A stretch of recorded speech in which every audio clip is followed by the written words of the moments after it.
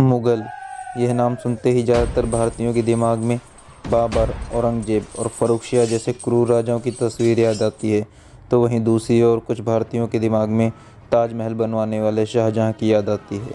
आज के वीडियो में हम एक ऐसे ही युद्ध की बात करेंगे जिसके बाद भारत में मुग़ल साम्राज्य की शुरुआत हो गई थी, और वह युद्ध था पानीपत का पहला युद्ध। नमस्कार दोस्तों, स्वागत है आपका हमारे चैनल अपना हिस्टोरियन में। वीडियो में आगे बढ़ने से पहले प्लीज़ चैनल को सब्सक्राइब कर दो और बेल आइकन को भी प्रेस कर दो। पानीपत का पहला युद्ध दिल्ली के सुल्तान इब्राहिम लोदी और बाबर के बीच हरियाणा के पानीपत शहर में लड़ा गया था।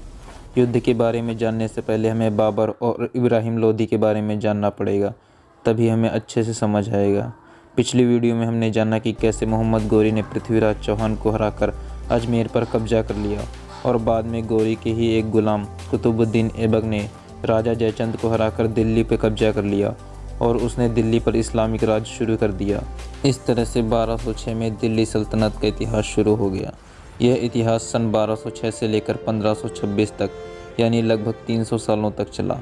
दिल्ली सल्तनत पर 5 अलग अलग राजवंशों ने राज किया, जिसमें से पहला राजवंश था गुलाम वंश।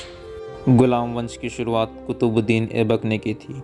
उसके बाद आया खिलजी राजवंश, उसके बाद आया तुगलक राजवंश, उसके बाद आया सैयद राजवंश, उसके बाद 5वां और आखिरी राजवंश था लोधी राजवंश।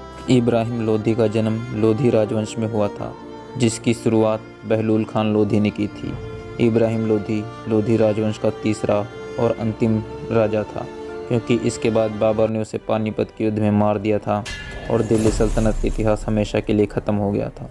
अब हम बाबर के बारे में जानते हैं, लेकिन बाबर के बारे में जानने से पहले हमें समय में थोड़ा पीछे जाना पड़ेगा। यह बात 13वीं सदी की है, जब पूरे एशिया पर मंगोल साम्राज्य का दबदबा हुआ करता था, जिसका राजा चंगिस खान था।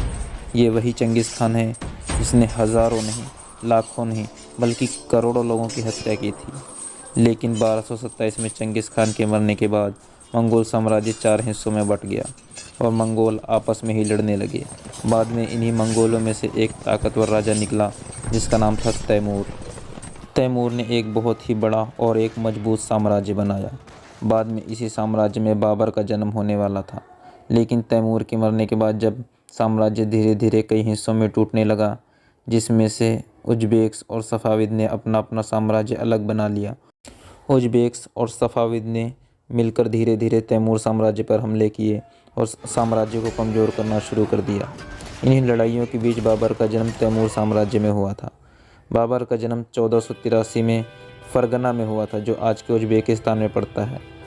बाबर का असली नाम ज़हीरुद्दीन मोहम्मद था। बाबर के पिता तैमूर के वंशज थे और माता मंगोल के ख़ानदान से थी। लेकिन बाबर के पिता कोई राजा नहीं थे। भले ही वह राजा के ख़ानदान से थे, लेकिन सिर्फ एक गवर्नर थे। बाबर जब 12 साल का था तब उसके पिता की एक हादसे में मृत्यु हो गई थी। उसके बाद बाबर को फरगना का राजा बनाया गया, लेकिन बाबर के मंत्री और उसके चाचा सब उसके खिलाफ थे। वो नहीं चाहते थे कि एक 12 साल के बच्चे को राजा बनाया जाए। बाबर ने राजा बनने के बाद खुद को और ज़्यादा मजबूत बनाने के लिए समरकंद पर हमला करने का फैसला किया, क्योंकि उस वक्त समरकंद और बुखारा दोनों ही बहुत अमीर शहर हुआ करते थे।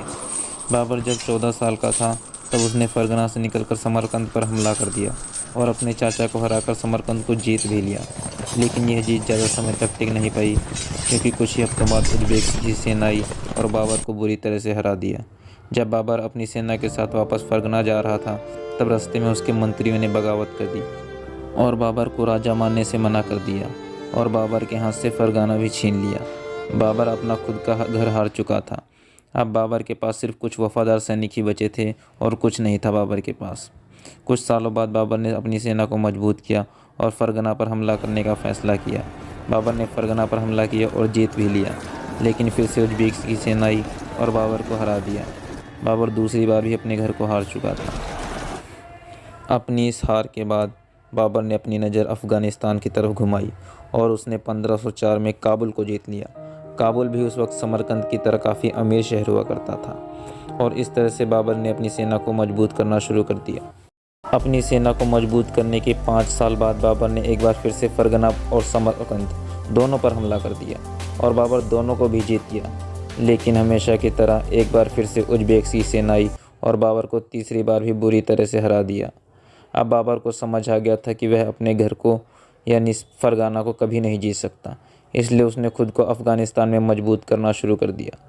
सन 1515 के बाद बाबर ने पंजाब पर हमला शुरू कर दिया और धीरे धीरे कुछ हिस्से जीतने शुरू कर दिए।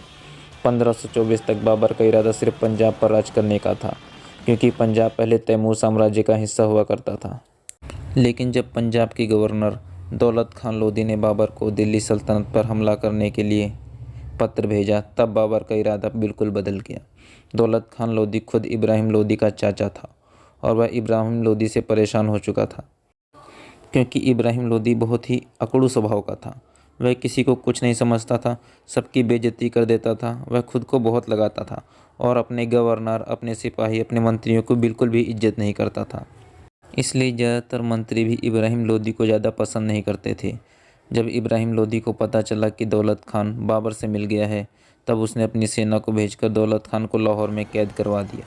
लेकिन बाद में जब बाबर को पता चला तो उसने अपनी सेना भेजी और दौलत खान को आज़ाद करवा लिया और लोधी की सेना को लाहौर से भगा दिया। अब बाबर के पास अपनी और दौलत खान दोनों की सेना मिलाकर लगभग 30,000 की सेना हो चुकी थी। अब बाबर का अगला निशाना दिल्ली थी और उसने युद्ध की तैयारियां भी शुरू कर दी थी। यह हिंदुस्तान की ज़मीन पर पहली ऐसी लड़ाई होने वाली थी जिसमें तोपों का इस्तेमाल किया जाने वाला था। बाबर के पास लगभग 20 तोपें थीं और कुछ 15,000 की सेना थी। बाबर के पास सेना भले ही छोटी थी, लेकिन हर एक सिपाही पूरी तरह से वफादार था और युद्ध में पूरी तरह से अनुभवी था। दूसरी तरफ इब्राहिम लोधी के पास लगभग 1 लाख की सेना थी, जिसमें पैदल सैनिक, घुड़सवार, हाथी और दूसरी तरह के सिपाही थे। लेकिन लोधी की सेना सिर्फ नाम की सेना थी, उसको युद्ध का कुछ खास अनुभव नहीं था। इस युद्ध को जीतने के लिए बाबर ने एक रणनीति का इस्तेमाल किया। उस रणनीति का नाम था तुलगुमा। इस रणनीति के तहत बाबर युद्ध से पहले ही पानीपत के मैदान में पहुंच गया और उसने युद्धभूमि में एक लंबी खाई खुदवा दी और उस खाई को पत्तों और झाड़ियों से ढकवा दिया ताकि लोधी की ज़्यादातर सेना उसमें गिर जाए। बाबर ने इस युद्ध में लगभग 700 बैलगाड़ियों का इस्तेमाल किया। उसने बैलगाड़ियों के पीछे अपनी तोपें रखवा दी और पीछे से हमला करना शुरू कर दिया। जब इब्राहिम लोधी की सेना युद्ध के मैदान में आई तो उसने बाबर की छोटी सी सेना को कमज़ोर समझ लिया। लेकिन जब बाबर की सेना ने तोपों का इस्तेमाल शुरू किया, तब ये तोपों की आवाज़ सुनकर लोधी की सेना के हाथी घबरा गए और उन्होंने अपनी ही सेना को कुचलना शुरू कर दिया। बाबर की सेना ने लोधी की सेना को अलग अलग टुकड़ियों में बांट दिया और दोनों तरफ से घेर कर हमला करना शुरू कर दिया। इस युद्ध में इब्राहिम लोधी ने एक बेवकूफ़ी की, जिसकी वजह से बाबर की छोटी सी सेना ने लोधी की इतनी बड़ी सेना को हरा दिया। इस युद्ध के बाद इब्राहिम लोधी को बाबर के सामने लाया गया और उसका सिर काट दिया गया। लोधी के जो सैनिक युद्धभूमि से भाग गए थे उनकी जान बच गई, लेकिन जो युद्धभूमि में मिल गए उनको क्रूरता से मार दिया गया। इस युद्ध के बाद दिल्ली सल्तनत का इतिहास हमेशा के लिए ख़त्म हो गया और इस युद्ध के बाद बाबर को रहने के लिए एक नया घर मिल गया था। लेकिन बाबर जब तक जीवित रहा तब तक सिर्फ युद्ध ही लड़ता रहा। लेकिन पानीपत के प्रथम युद्ध के बाद भारत में मुग़ल साम्राज्य की शुरुआत हो चुकी थी। बाद में अकबर ने मुग़ल साम्राज्य का विस्तार किया और औरंगजेब के समय मुग़ल साम्राज्य अपने चरम पर पहुंच गया था।